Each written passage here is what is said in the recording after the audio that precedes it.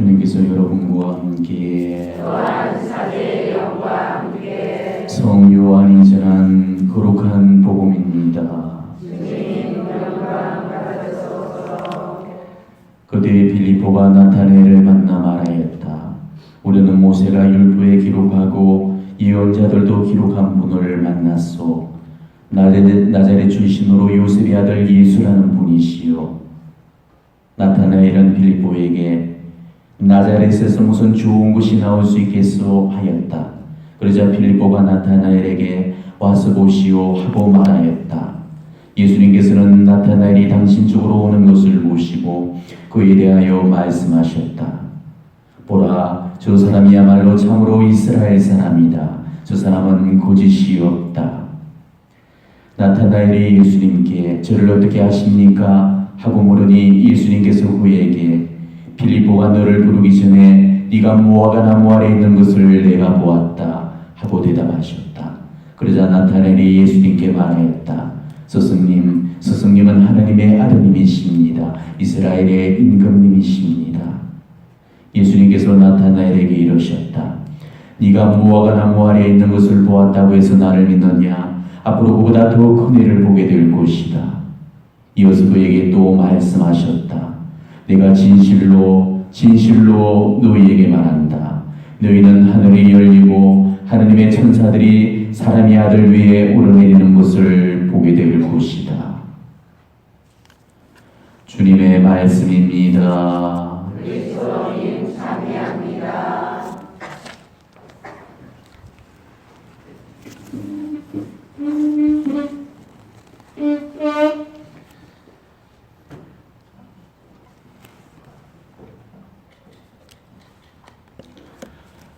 오늘은 성 바르톨로메오 사도 축일입니다. 예수님의 12사도 중에 한 사람이지만은 사실은 사도들의 명단에만 이름이 올라와 있을 뿐이지 보험이라든지 다른 서간에 언급이 전혀 되어 있지 않습니다. 그리고 이름도 굉장히 모호하죠. 자, 바르톨로메오라는 이 이름은요, 바르라는 그 히브리 말하고 톨로메오라는 이 이름이 합쳐져 있는 이중명사입니다. 이 바르라는 말은 아들이라는 말이고요. 여기 비해서 반대말은 딸, 바트, 이거는 또 딸이 되거든요. 이거 바르톨로메오라는 거는 톨로메오의 아들이다 그 말이에요. 김씨의 아들, 이씨의 아들, 뭐 진주댁, 경주댁 이런 식으로 아주 모호한 이름이죠. 그래서 시몬도 어떻게 불렀어요? 시몬 바로 요나라고 불렀죠. 요나의 아들 시모나라고 이렇게 있잖아요. 바로 요나 앞에 바로 자기 원래 이름이 붙는데 여기는 지금 바르톨로메오라고 이렇게만 나와 있습니다. 그러니까 이 바르톨로메오 사도에 대해서는 지금 복음적인 어떤 기록이라든지 신약 성경에는 그 자료를 찾아볼 수 없을 만큼 정말 퀘션이 지키는 그런 인물이 아닐 수가 없죠.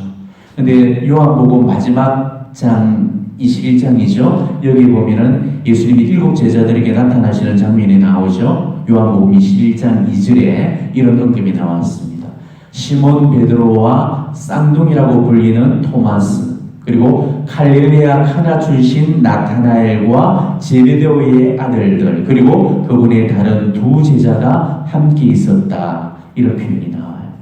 자, 이게 바르톨로메오 사도에 관한 그런 단서가 되고 있습니다. 자, 여기서 갈릴레아 카나 출신의 나타나엘은 도대체 누굴까? 우리 교회는 바로 이 나타나엘을 바르톨로메오 사도와 동일 인물로 보고 있어요. 그래서 오늘이 바르톨로메오 사도 축일인데 나타나엘에 관한 그런 기사가 봉독된 이유도 바로 그렇기 때문입니다. 그 밖에 바르톨로메오 사도에 관해서는 성경적인 기록이 전혀 없습니다. 초세기 교우들의 그 기록에만 아주 약간 언급이 되고 있을 뿐이에요. 성 요한 크리소스토모에 의하면은 이 바르톨로메오 사도는 아르메니아의 선교를 갖다가 순교한 것으로 그렇게 기록을 하고 있습니다. 그 기록을 보면은 바르톨로메오 사도의 열정적인 선교로 인해서 이 아르메니아 교회가 크게 성장을 이뤘다고 그래요. 근데 이때 이교 제사장들의 그 미움과 증오를 사게 되었고 결국 이 이교 제사장들이 왕을 선동질해서 결국은 바르톨로메오 사도를 죽이도록 그렇게 만들었다는 것이죠.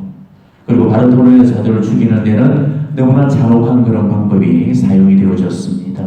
피부가 머리에서부터 발끝까지 그야말로 산채로 다 벗겨진 다음에 그리고 십자가에 또 다시금 못 박히고 나중에는 또 머리를 베이는 그런 혹형까지 당하게 되었습니다. 그래서 바르톨메오 사도 그 성상이나 그 성화를 보게 되면은 손에 자기의 전신 피부 껍질이 들려 있는 것을 볼 수가 있죠. 우리가 흔히들 사람을 2번 죽인다는 그런 말이 있는데 바르톨메오 사도의 경우는 사람을 3번 죽은 꼴이죠. 사도의 그 성회는 사정에 따라서 여기저기로 옮겨졌다가 오늘날에는 로마에 있는 성 바르톨로메오 성당에 지금 보관이 되어 모셔져 있습니다. 바르톨로메오 사도에 관해서는 제가 간간히 여러분에게 책을 소개를 했던 그 책 있죠. 앨런 에임스의 예수님의 눈으로라는 그 책을 보면 거기에 간간히 소개가 되고 있습니다. 그 책에는 이 바르톨로메오 사도가 잠이 굉장히 많은 걸로 나와 있어요. 그리고 코골이가 너무 심한 그런 사도로 나오고 있습니다. 어디든 머리만 붙였다면 바로 코를 고고 자는 분이셨어요.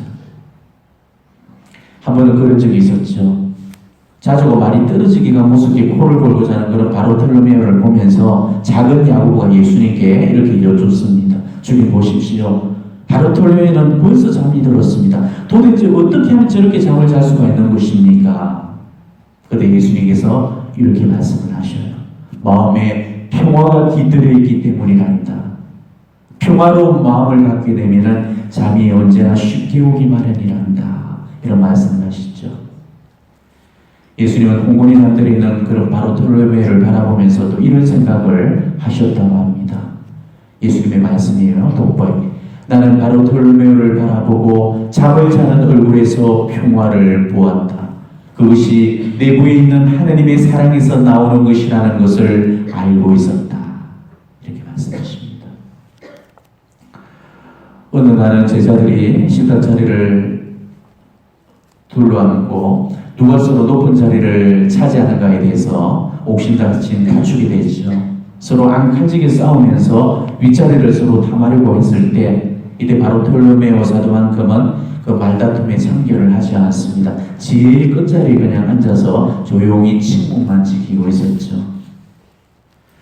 그리고 바르톨로메오의 꿈이라는 그 대목에는 또 이런 내용이 소개가 되고 있어요.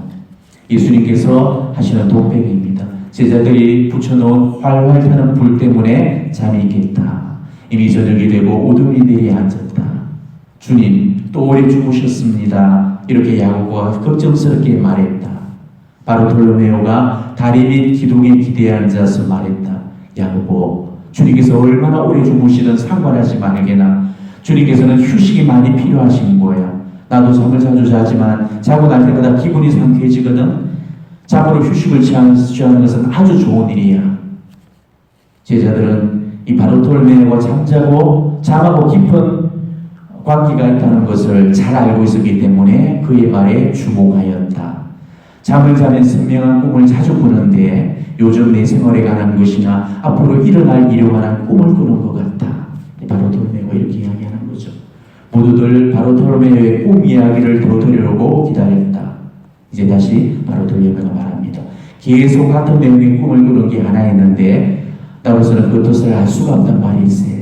꿈속에서 십자가 위에 한 남자가 달려있는 것을 보는데 그의 얼굴을 잘 볼 수가 없다네. 천사들이 그를 둘러싸고 하느님을 찬미하며 노래를 하고 있었지.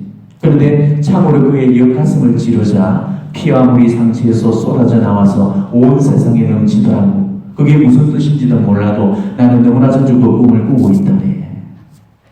바르톨로메오는 꿈 이야기를 하면서 심각한 표정을 지었다. 이때 시몬이 말했다. 주님께서 그 꿈의 의미를 말씀해 주시겠습니까? 나는 제자들을 바라보면서 그들이 아직 그것을 이해할 때가 아님을 알았다. 그 꿈은 하나님의 자비로 세상을 씻어줄 재물에 관한 것이다. 그것은 영원한 재물이다. 그 재물은 수많은 영혼들을 구원하게 될 것이고 천국의 문을 다시 열어줄 것이다. 그리고 그 재물은 사람들에게 끊임없이 주어질 것이다. 제자들은 모두 어리둥절한 표정이었는데 바르톨로메오가 솔직히 대답했다. 주님, 저는 아직 잘 모르겠습니다. 언젠가 알게 될 것이다. 나는 무엇을 바쳐야 하며 왜 바쳐야 하는지를 생각해 보았다. 얼마나 많은 사람이 내 죽음을 받아들이거나 거절할 것인지를 보고 있었다. 그리고 그들이 나의 죽음으로써 날마다 얻게 될 선물을 알아보고 믿을 것인지에 대해 생각이 미치자 가슴이 무거워졌다. 이렇게 나와 있습니다. 오늘 제가 왜 이 이야기로 강론에서 도를 시작하냐면은 이 오늘 우리가 읽었던 그 복음 내용과 이 바로 돌로모에 관한 일화가 절대 무관하지 않다는 것을 말씀드리기 위해서입니다. 우리가 오늘 복음 곧 살펴보겠지만은 사실 나타나엘은 영적인 환상가입니다. 우리 방금 제가 읽어드렸던 그 일화에서 봤듯이 바로 돌로메는 꿈이나 잠에 굉장히 관련 깊은 그런 인물이었죠. 예수님도 방금 그렇게 말씀하셨죠. 잠을 잘 자는 것은 하느님 사랑으로 가득하다는 증거고 평화 가운데 살고 있다는 그런 증거라고 그렇게 하셨죠. 그리고 그 꿈을 통해서 예수님 십자가의 죽음에 관한 그런 계시를 받다는 것은 이거는 일종의 신비 체험이죠. 거기다가 자리 다툼을 벌이는 다른 제자들처럼 세상적인 야망이나 세상사에 별반 그런 관심을 가지고 있지를 않았습니다. 이렇게 여러 가지 그런 정황으로 판단했을 때 이 바로 돌로메는 관상으로 초대된 영혼이라는 사실을 우리는 알 수가 있다는 것이죠. 오늘 복음을 놓고 하나하나 살펴보도록 그렇게 하겠습니다. 자, 오늘 복음은 예수님께서 공생활 시작하시면서 제자들을 부르시는 장면 가운데서 이 나타나엘을 부르시는 장면이에요. 자, 빌립보가 나타나엘한테 기쁜 소식을 하고 한 걸음에 달려왔죠. 이 나타나엘하고 빌립보는 아주 친한 그런 친구 사이였습니다. 그리고 사도가 된 이후에도 동력자로서의 그 길을 함께 떠나게 되었죠. 빌립보는 이런 절친이었던 나타나엘한테 자기가 메시아를 만난다는 것을 말해줍니다. 그렇지만 나타나엘의 반응은 시큰둥했죠. 나자렛에서 무슨 좋은 게 나오겠어. 나타나엘은 회의적인 반응을 보였습니다. 그런데 이때 빌립보는 토론하는 시간을 허비하지 않고 나타나엘에게 간단하게 한마디만 했죠. 와서 보시오. 그러니까 와서 보시오라는 그 말 속에는 빌립보가 이미 그 체험을 했다는 뜻이 안에 내포되어 있는 것입니다. 예수님이 어떤 분인지를 내가 이미 체험을 했으니까 내가 본 것처럼 니도 와서 보면 그분이 메시아라는 것을 알게 될 거야. 그러니까 너도 한번 와서 봐. 그 말인 거예요.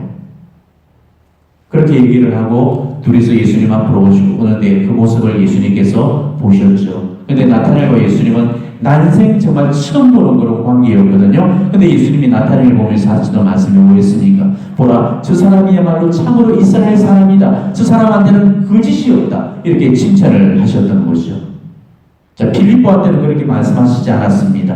베드로한테도 그런 말씀을 하지 않으셨죠. 다른 제자들 그 누구한테도 그 부르실 때 전혀 그렇게 말씀을 해주지 않으셨습니다. 오로지 나타나엘한테만 이런 말씀을 하셨다는 거죠. 그러니까 이건 정말 대단한 일이 아닐 수 없습니다. 근데 그 말을 듣고 나타나엘이 깜짝 놀라서 물었죠. 아니, 저를 어떻게 아십니까? 나타나엘은 이런 예수님의 말씀 속에서 이미 감동을 받아버렸던 거죠. 저분은 내가 일생을 살아오면서 지금까지 뭘 추구하고 살아왔고 뭘 하면서 여기까지 왔고 지금 어디를 향해 가고 있는가를 다 아시는 분이시구나. 자기 전 존재를 그대로 이해해주는 분을 난생 처음으로 만났던 것이죠. 우리가 살면서 이런 사람을 만난다는 거 결코 쉬운 일이 아니에요. 그것도 보자마자 자신의 진면목을 알아봐주는 그런 사람을 만난다는 거, 이거는 불가능에 가까운 일입니다. 나를 바라보면서 나한테서 보여지는 그 너머의 것, 저 이면의 것들을 봐주면서 정말 내 존재가 누구, 내가 뭘 추구하고자 하고 있고 내 이상이 뭐고 정말 내가 가고자 하는 그런 방향이 어딘지 그것들을 다 알아주고 인정해주는 사람을 만난다는 거, 이거는 엄청난 축복이 아닐 수가 없는 거죠. 나타나엘은 바로 자신의 그런 진면목을 알아봐주는 그런 예수님께 어떻게 자기를 아냐고 물었습니다. 그때 예수님께서 하신 말씀이 뭐였죠? 네가 무화과 나무 아래에 있는 것을 내가 보았다, 이렇게 하시죠. 근데 이 참 재미난 거는 무화과 나무 아래에 있다는 것을 보셨다는 것은 무슨 말입니까? 나자렛에서 무슨 좋은 것이 나오겠냐는 말도 들었다는 소리잖아요. 얼마나 쪽팔렸겠습니까? 그런데 우리는 이 무화과 나무 아래라는 이 말씀에 주목을 하셔야 돼요. 이 말씀이 오늘 복음의 키포인트입니다. 이스라엘에서 이 무화과 나무는 우리나라에서 자생하고 있는 그 무화과 나무하고는 차이가 있어요. 나무가 상당히 큽니다. 그래서 나무 가지가 뻗게 되면은 사방 7m 가량을 뒤덮는다고 그래요.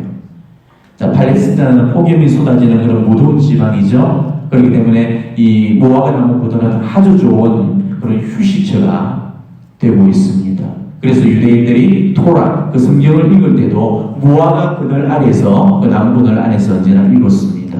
특히나 경건한 그런 유대인들한테 있어서 이 무화과 나무 밑은 언제나 독경이나 묵상이 이루어지는 그런 거룩한 기도의 자리가 되곤 했다고 그래요.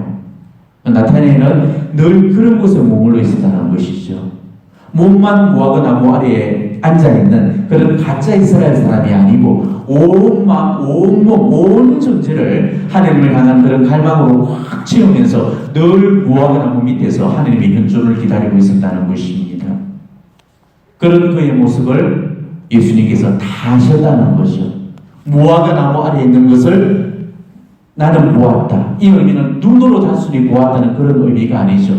네가 얼마나 하나님을 갈망하고 하나님 사랑에 애타는지를 내가 안다. 바로 그런 뜻이었어요.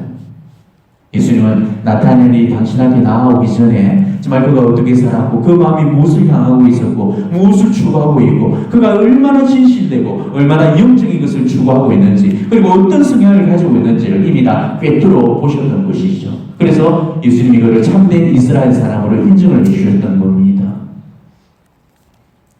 나타나엘이 얼마나 영적 갈망에 목매고 있었다면 무화과 나무 밑에 있는 걸 봤다는 예수님 말씀을 듣는 순간 바로 스승님이라고 고백을 해버렸겠습니까? 그것도 스승님은 하느님의 아들이십니다라고 신앙 고백을 해버리고 말았죠. 그러니까 그만큼 나타나엘은 이 영적인 꾸려움에 목말라 있던 그런 간절한 영혼이었습니다. 그걸 알아주시는 그런 분을 만났으니까 이 나타나엘의 기쁨이란 이름 말할 수가 없었던 거죠. 자, 이어서 예수님께서는 이제 나타나엘에게 다음과 같은 축복의 말씀을 주십니다. 앞으로 그보다 더 큰 일을 보게 될 것이다. 자, 이렇게 하시면서 뭐라고 하시죠? 하늘이 열리고 하느님의 천사들이 사람의 아들 위에서 오르내리는 것을 보게 될 것이다. 이런 말씀을 주시죠. 자, 이 말씀은 굉장히 심오한 의미를 담고 있습니다. 하늘이 열리고 하느님의 천사들이 사람의 아들 위에서 오르내리는 걸 본다. 이거는 무슨 체험이에요? 신비 체험을 한다는 소리잖아요. 신비 체험이란 거는 이거는 아무한테나 허락되어지는 은총이 결코 아닙니다.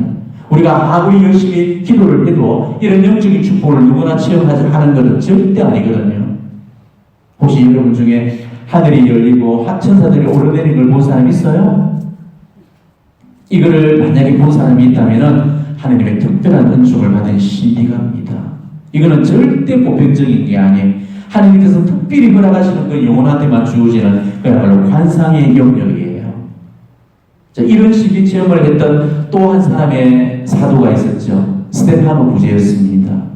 스테파노가 돌을 받기 직전에 성령으로 충만한 상태에서 그 하나님의 영광과 하나님 오른쪽에 서 계신 예수님을 보라 봤죠? 그걸 보면서 외치잖아요. 보십시오, 하늘이 열려 있고 사람의 아들이 하나님 오른쪽에 서 계신 것이 보입니다. 자, 하늘이 열리고 하나님의 천사들이 사람의 아들을 위해서 오르내리는 것을 보게 될 것이다. 이 나타나엘에게 하셨던 이 말씀이나 또 스테파노가 했던 이런 말씀이 바로 신비체험을 의미하는 거죠. 그러니까 나타나엘에게 하셨던 그 말씀이 그대로 이루어졌던 경우가 바로 이 스테파노의 경우였잖아요. 그러니까 예수님은 나타나엘한테는 하나님을 직접 뵙고 만나는 그런 지복직관의 경지를 약속해 주셨던 겁니다. 예수님은 나타나엘을 제일 처음 바라보는 그 순간에 정말로 깊은 기도 생활을 해야만 하는 관상적인 영혼으로 딱 알아보셨던 겁니다. 이 나타나엘은 관상으로 주되는 대표적인 그런 인물이죠. 하느님의 부르심은 사람에 따라 다 달리 주어지게 됩니다. 누구는 활동의 몫을 주시고요. 누구한테는 또 관상의 몫을 주시기도 하죠. 마르타 역할로 불림받은 사람이 있고 마리아의 길로 초대되는 그런 사람들이 있습니다. 물론 이 마르타의 역할이라고 해서 활동만 하고 기도하지 않는다거나 또 마리아의 역할이라고 해서 기도만 하고 활동이 없으면 안 되겠지만은 분명히 우리 교회의 선교 사명이라는 것은 관상의 영역이 있고 활동의 영역이라는 것이 분명히 있어요. 자, 예수님께서 12제자들을 부르실 때 이 12제자들이 다 똑같은 부르심의 길로 초대된 게 절대 아니었죠. 똑같은 역할을 부르신 것이 아니었고 한 사람 한 사람한테 맡겨진 그런 역할들이 다 달랐습니다. 어떤 제자는 베드로처럼 그 제도적인 수장으로서의 역할을 감당하도록 그렇게 부르셨죠. 또 유다처럼 지극히 현실적으로 돈 주머니를 관리하는 관리 행정의 책임을 맡기기도 하십니다. 또 이런 나타나엘과 같이 예수님을 만나기 전서부터 이런 거룩함을 갈망하고 또 영적인 그런 선익을 추구하는 그런 제자들한테는 이런 영성적인 길로 부르셨던 거지요. 요한복음에 있었던 이 요한 사도도 바로 이 나타나엘처럼 그런 영적인 부르심을 받은 제자 가운데 한 사람이었잖아요. 우리는 흔히 교회를 이끌어가기 위해서는 제도적인 사람, 행정적인 사람만 필요하다 이렇게 생각을 해버리는데 나타나엘과 같은 영적인 사람들이 또 필요합니다. 우리 교회 안에는 마르타만 필요한 것이 아니고 반드시 마리아가 필요합니다. 우리가 복음을 읽어보면은 나타나엘, 즉 이 바르톨로메오 사도는 이 제자들 사이에서 크게 두각을 나타내지 못한 것이 보이죠. 자, 다른 제자들은 어떻습니까? 이 복음 속에 몇 차례씩 언급이 되고 있는데 반해서 이 바르톨로메오 사도만큼은 사도 명단 외에는 아예 언급조차도 없습니다. 하지만 그거는 이 바르톨로메오 사도가 비중이 없다거나 중요하지 않아서 그렇게 언급이 되지 않은 게 절대 아니었습니다. 사도단에서의 나타나엘의 역할이라는 것은 기도 안에서 정말 하느님 현존 속에 머무는 그런 역할이었기 때문에 그래서 철저히 가려졌던 것이죠. 이걸 관상이라고 부릅니다. 그러니까 나타나엘은 활동가라기보다는 관상가였던 것이죠. 나타나엘이 이 복음서 안에서도 크게 조명을 받지 못했던 이유도 바로 그래서 그랬던 것입니다. 베드로처럼 정말 왕성하고 의욕적인 그런 활동가들 어디에서 주목을 받게 되죠. 그렇지만 조용히 드러나지 않게 기도하는 영성가들은 크게 주목을 받지 못하게 되어 있습니다. 자, 그렇다고 나타나엘이 기도만 하고 아무 일도 하지 않았냐? 그건 절대 아니죠. 보이지 않게 숨어서 자기의 역할을 다 하고 있었던 겁니다. 이게 바로 관상이에요. 관상은 우리 교회에 엄청난 영향을 발휘하고 교회에 힘을 보태주는 그런 역할을 하게 됩니다. 보여지지는 않지만 그런 힘이 바로 관상의 영역 안에서 뿜어져 나온다는 거죠. 자, 예를 들어서 소아디레사 성례를 보실까요? 가르멜 봉쇄수녀원 담벼락 안에서 그렇게 갇혀 지내면서도 어떻게 우리 교회의 정교회 수호자가 될 수 있었는지를 보면은 그 답이 나오잖아요. 상식적인 논리로 따지자면은 바깥에 나가야 선교가 되는 거지 수년 안에서만 살았다 보니 어떻게 정교회 주 수호자가 될 수가 있겠어요. 그런데 이게 바로 관상의 힘이라는 것입니다.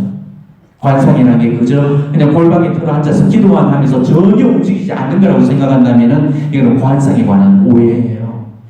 가장 안 움직이는 것 같지만 가장 많이 움직이는 게 이게 관상입니다.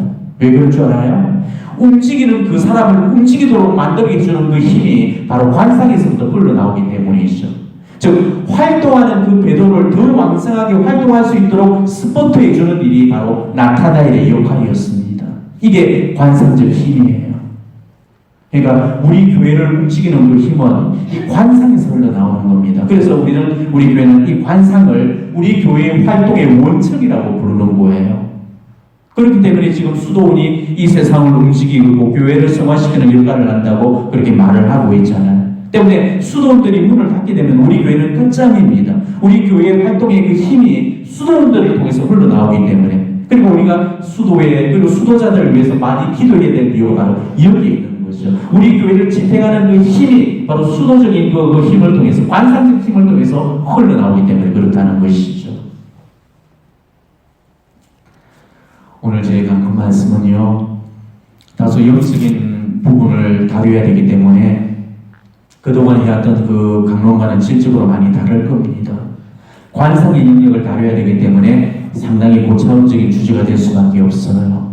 그래서 제가 강론 준비하면서 고민이 많았습니다. 이런 고차원적인 이야기를 해줘야 되나 말아야 되나 한참 갈등을 해야만 했습니다. 왜냐하면 어차피 관상의 길로 걸어가는 그런 사람들이 적거든요. 보통 사람들은 이 하느님과의 합의를 목표로 기도생활하는 사람들이 거의 없습니다. 제도권적인 그런 기도생활만 머무르고 있는 사람들이 대부분이기 때문에 관상의 영역에 관한 그런 말씀은 알아듣기도 힘들고 괜히 이야기해봤자 별로 도움도 되지 않기 때문에 그렇지만 우리가 정말 추구하는 기도생활은 관상의 영역에까지 도달이 되어야 된다는 것이죠. 우리가 정말 제대로 신앙생활을 하고자 한다면 우리는 반드시 관상적인 체험들을 가지셔야 됩니다. 고작 영경기도에만 머물러 있고 기껏 무상 차원에서만 머물러서는 안 된다는 것이죠. 우리의 영이 언제까지나 부드럽고 달콤한 음식을만 입을 낼 수는 없죠. 우리가 정말 영적으로 성장하려면 거칠고 딱딱한 음식으로 입을 대야 되십니다. 우리 기도가 영경기도만 탁 묶여서 앞으로 나가지 못한다는 거, 이거는 대단히 불행스러운 일이죠. 영경기도에서만 평생을 머무는 그런 사람들이 신앙하는 사람들 중에 대부분이죠.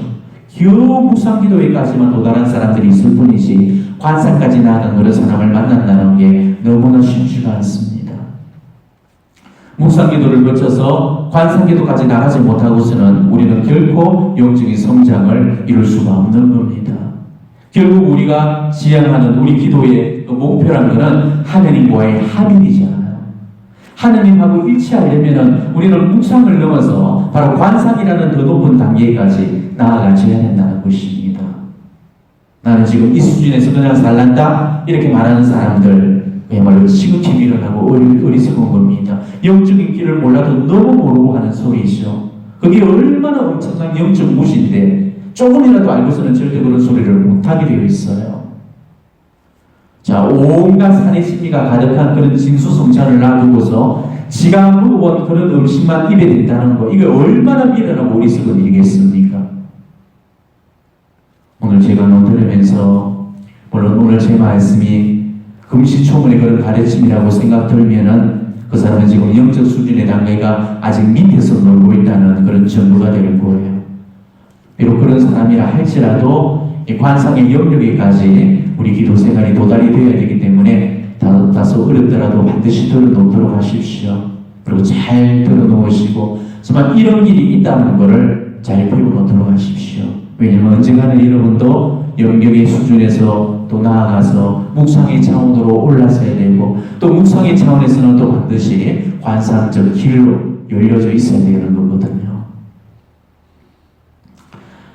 우리 각자는 이미 태생적으로 그 성질들을 다 다르게 그렇게 가지고 태어났습니다. 사람마다 성향들이 다 다르기 때문에 영적인 것을 추구하는 그런 사람들이 있는가 하면은 세속적인 것을 더 많이 추구하는 그런 사람들이 있기 마련이죠. 본성적으로 더 영적인 사람이 있는가 하면은 좀 덜 영적인 사람들이 있습니다.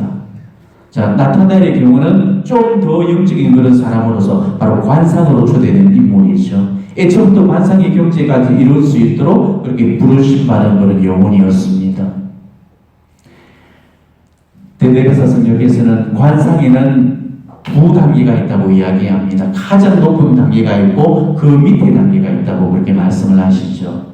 자, 하느님의 은혜로 가장 높은 최상의 단계의 관상에 오르는 그런 사람이 있는가 하면은 대부분의 사람들은 가장 노력을 하고서야 바로 그 밑에 관상에 도달한다고 그럽니다.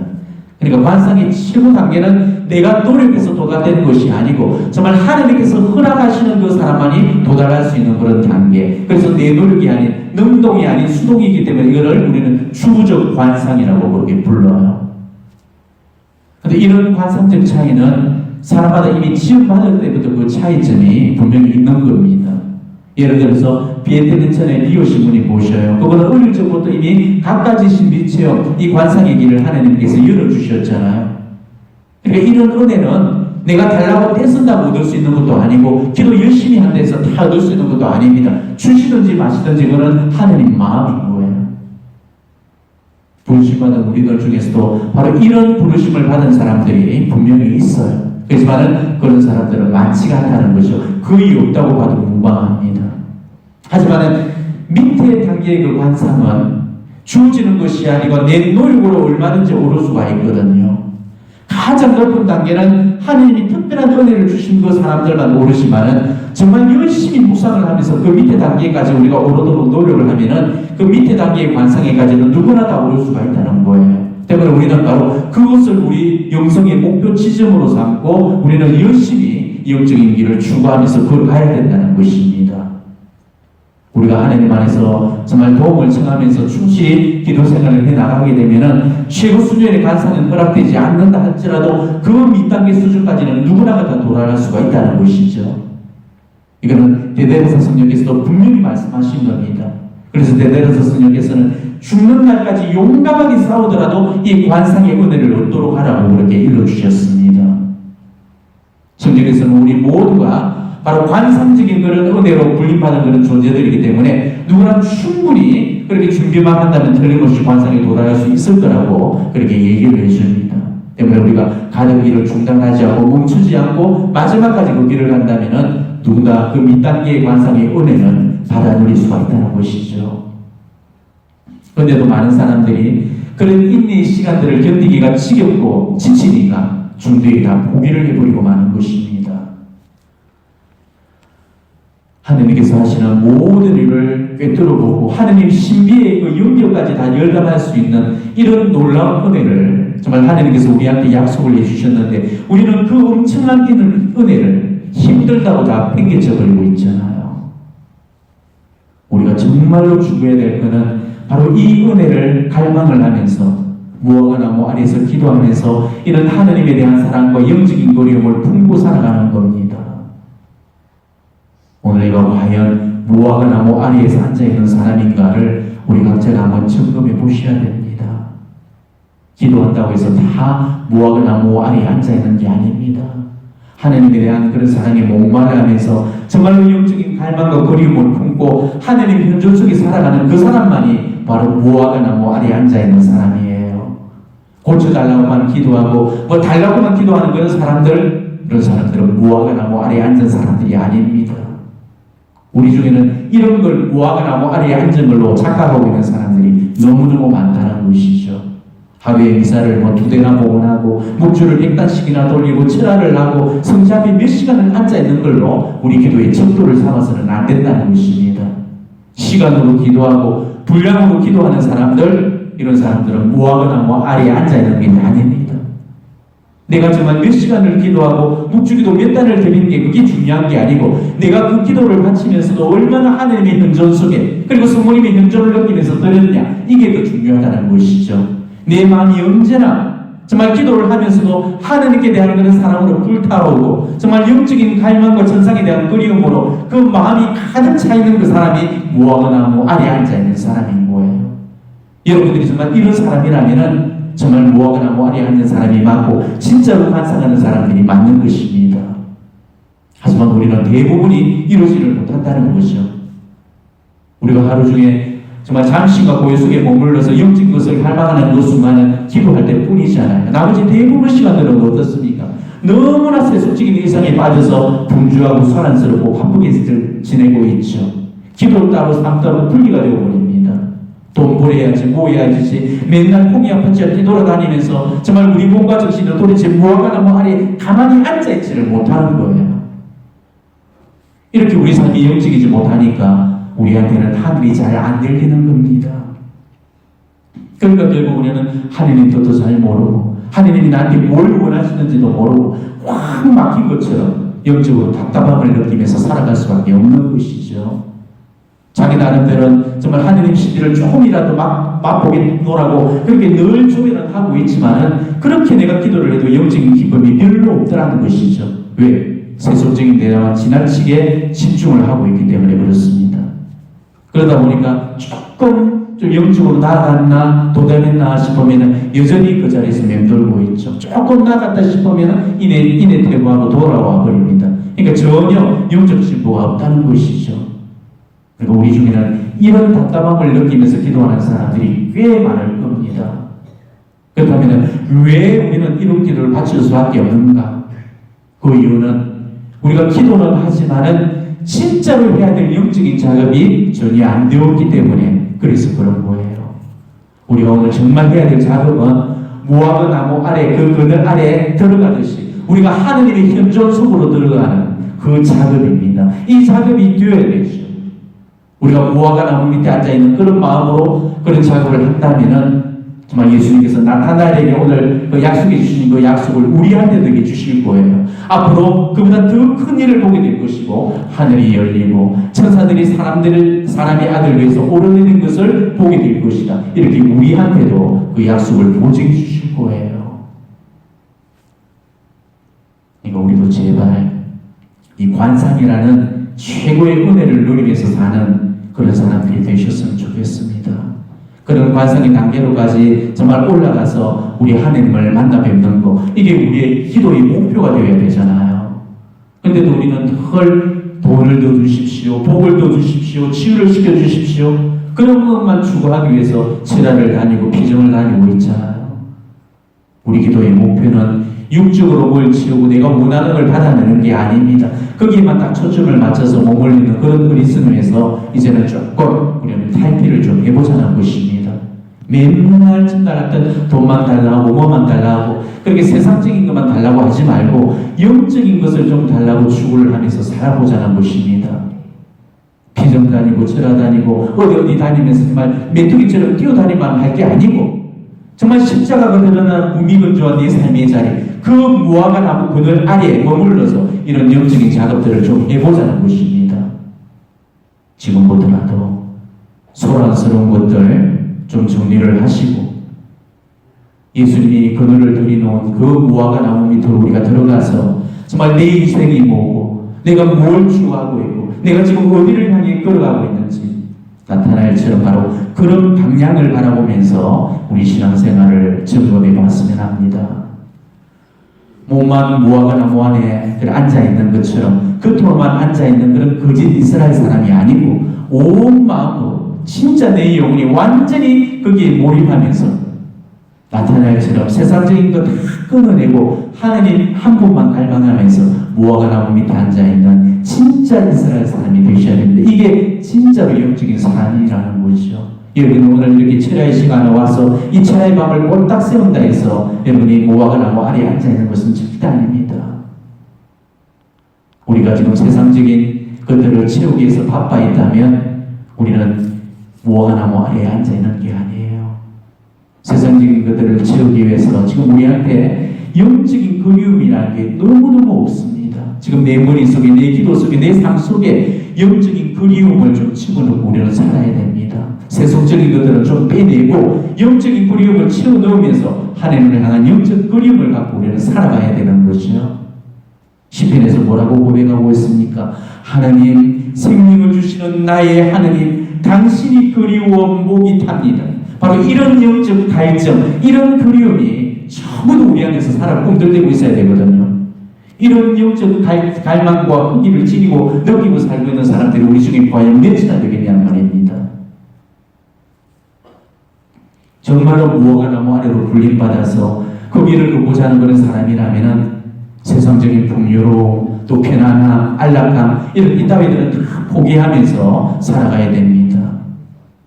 하나님을 만나러 가는 그 길은요, 세상적인 것들을 붙들고서는 절대로 갈 수 없는 길이에요.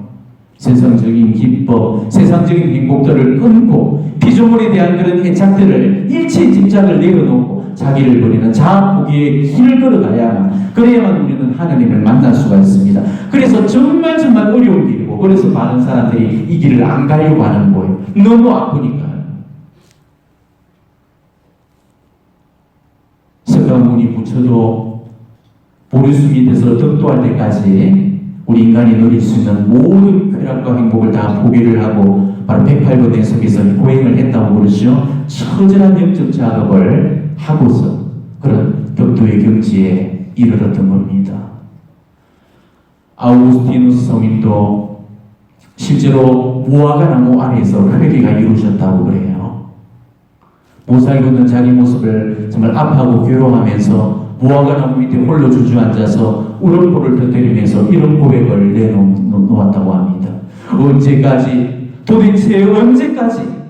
내일 또 내일이 옵니까? 지금은 왜 아니랍니까? 어찌하여 제 더움이 지금 당장 끝나지 않나이까? 이렇게 울부짖었다고 그래요.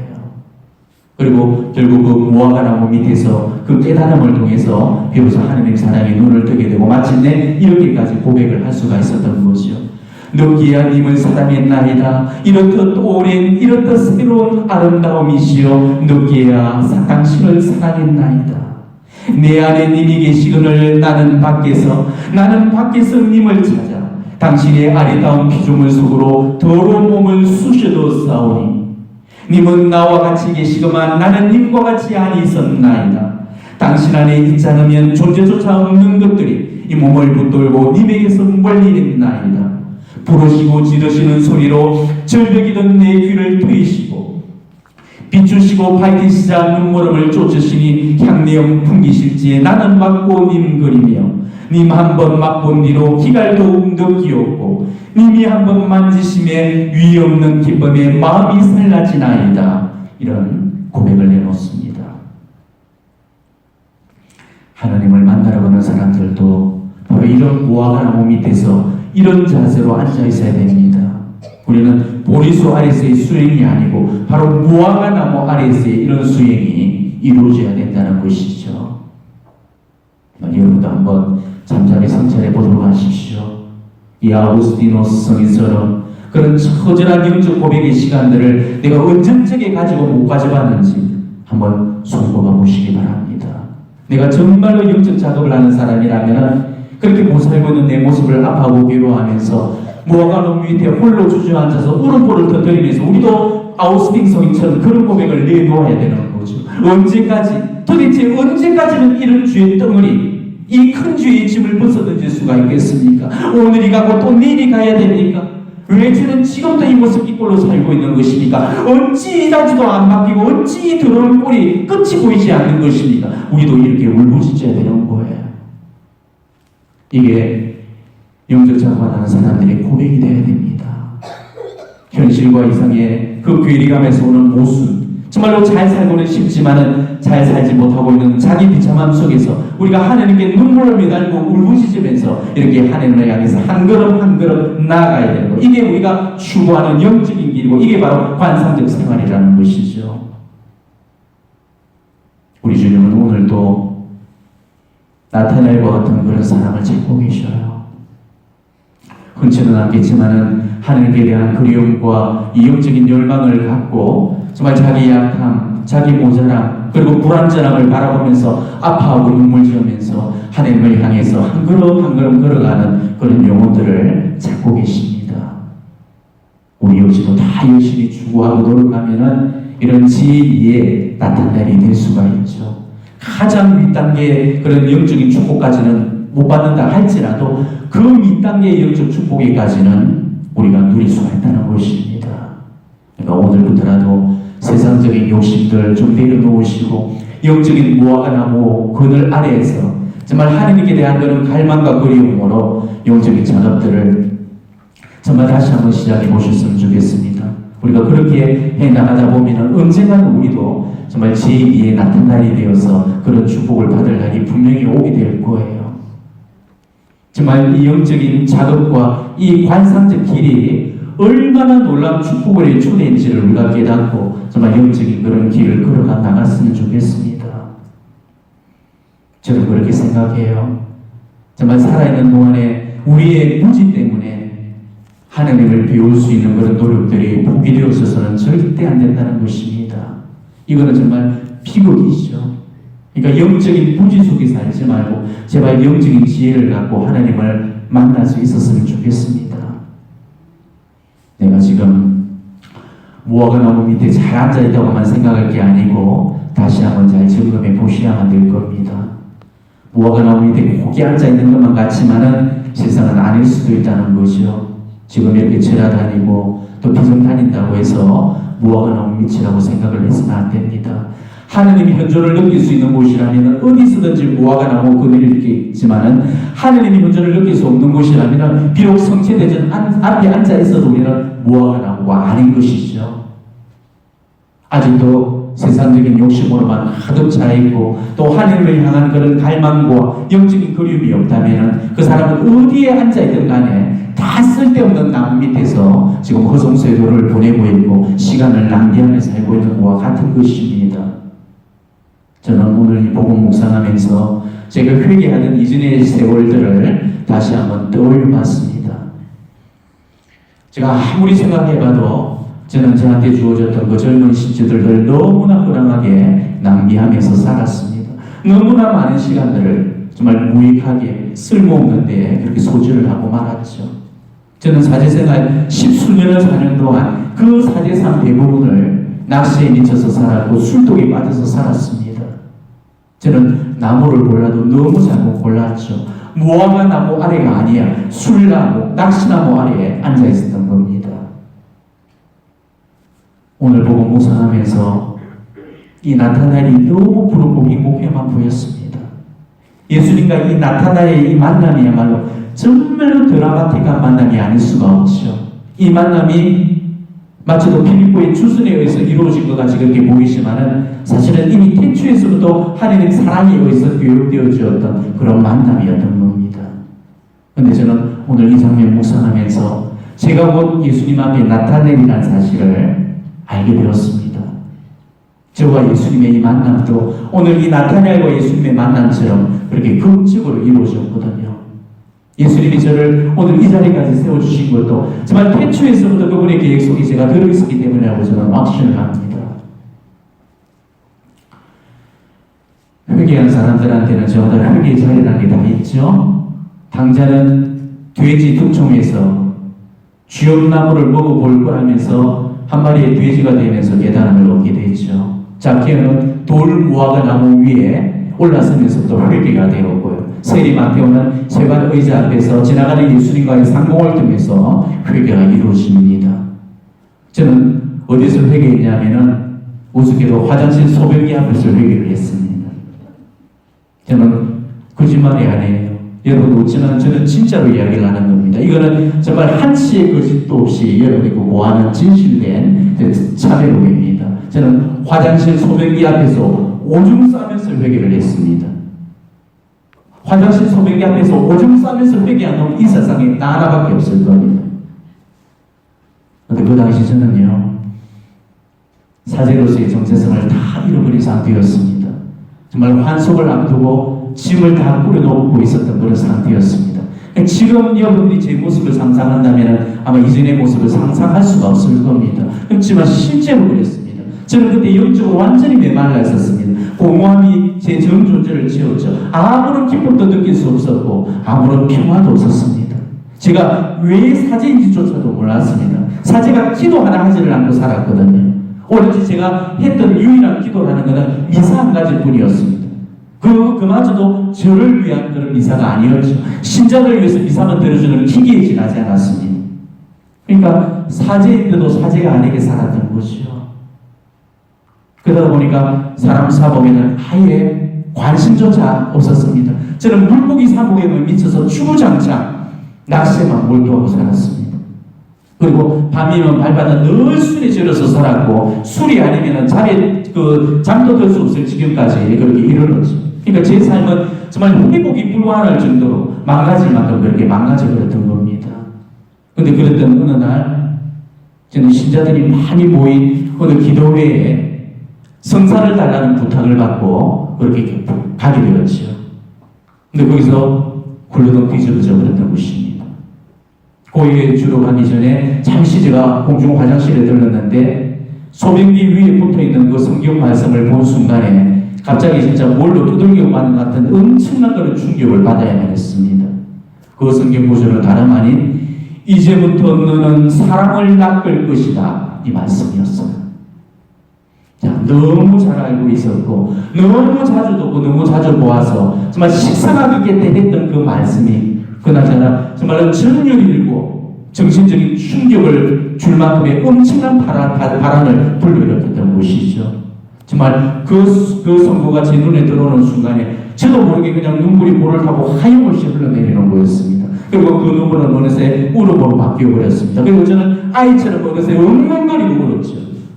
그것도 소변기 앞에 있어서 그렇게 울고 있었던 겁니다. 얼마나 제가 크게 울었는지요. 무슨 일이 일어나가 싶어가 사람들이 화장실 앞에 들어와서는 소변기 앞에서 펑펑 울고 있는 그 사제의 모습을 보면서 소스라치게 놀라서 나가는 거였습니다. 근데 저는 그 순간만큼은 전혀 부끄럽지도 수치지도 몰랐습니다. 아무것도 제 눈에 들어오지가 않았습니다. 그냥 주체할 수 없는 그 눈물과 울음만 끊임없이 터져나오는 거였죠. 저는 그날 분명히 느꼈습니다. 무지막지한 어떤 힘이 저를 정말 강력하게 붙들어서 저를 계속 울게 만들었던 것이죠. 저는 그날 한도 끝도 없는 위로와 사랑 속에서 정말 하늘의 현존이라는 것을 제 머리털라고 처음으로 느껴봤던 것입니다. 그렇게 해서 저의 회개가 이루어졌던 거예요.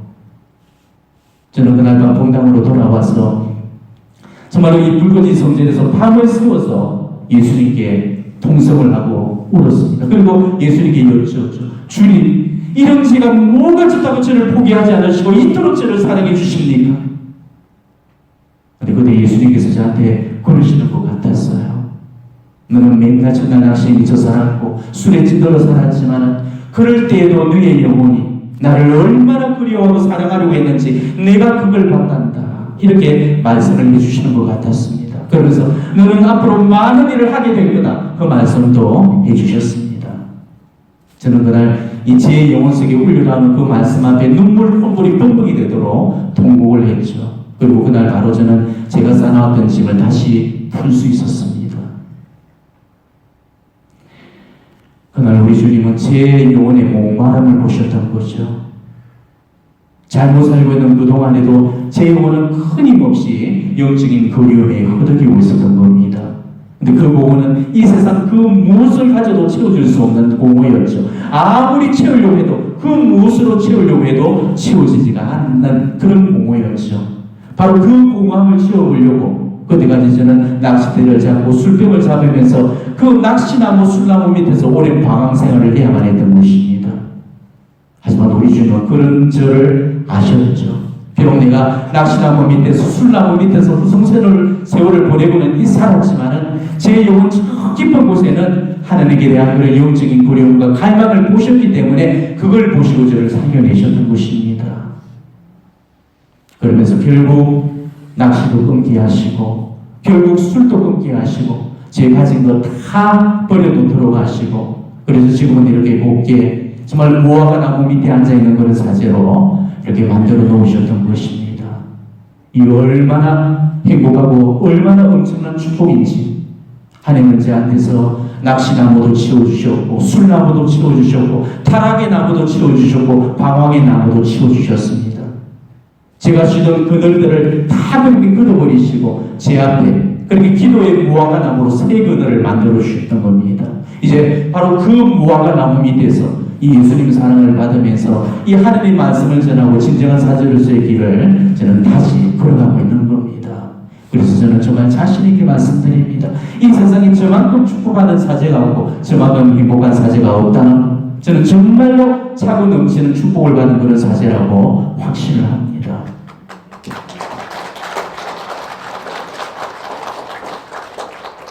제가 그동안 이 낚시나무 밑에서 살고 또 술나무 밑에서 살아왔듯이 여러분 역시도 지금 몸을 기대고 앉은 여러분 각자만의 그런 나무 그늘들이 분명히 있을 겁니다. 지금 어떤 나무 밑에 웅크리고 있는지를 잘 살펴보시기 바랍니다.